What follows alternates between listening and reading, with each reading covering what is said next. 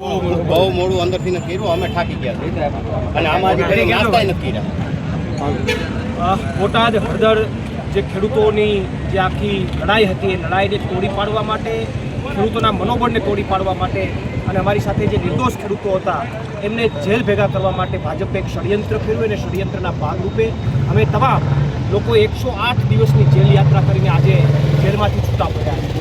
ત્યારે 108 દિવસની આ જેલ યાત્રા પૂર્ણ થઈ છે ત્યારે ચોક્કસથી એક વાત ફાઇનલ છે કે હવે આમાં આવનારા દિવસોની અંદર આમ આદમી પાર્ટી ગુજરાતના લોકો માટે અને ખેડૂતો માટે 108 બનીને કામ કરશે.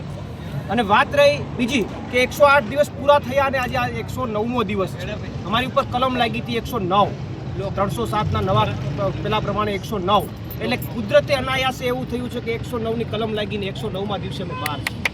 તો આ ખેડૂતોની લડાઈ આવનારા દિવસોમાં ચાલુ રહેશે. ભાજપનો પ્રયાસ હતો કે અમે તૂટી જઈએ, પણ એ ભાજપને કહેવા માંગીએ છીએ કે અમે તૂટીને નહીં, તૈયાર થઈને બહાર આવ્યા છે, અમે મજબૂત બનીને બહાર આવ્યા છીએ. આવનારા દિવસોમાં અમે તાકાતથી લડાઈ લડીશું અને આવનારા દિવસોની અંદર ખેડૂતોની જ્યાં કંઈ પણ હકની લડાઈ હશે ત્યાં આમ આદમી પાર્ટીના કાર્યકર્તાઓ અને આમ આદમી પાર્ટીના નેતાઓ મોખરે હશે. ભાજપે જેટલી પણ તાકાત વાપરવી હોય એટલી વાપરી લે. છૂટ છે, છેલ્લું હથિયાર તમે ઉગામી લીધું, છેલ્લું બ્રહ્માસ્ત્ર ઉગામી લીધું.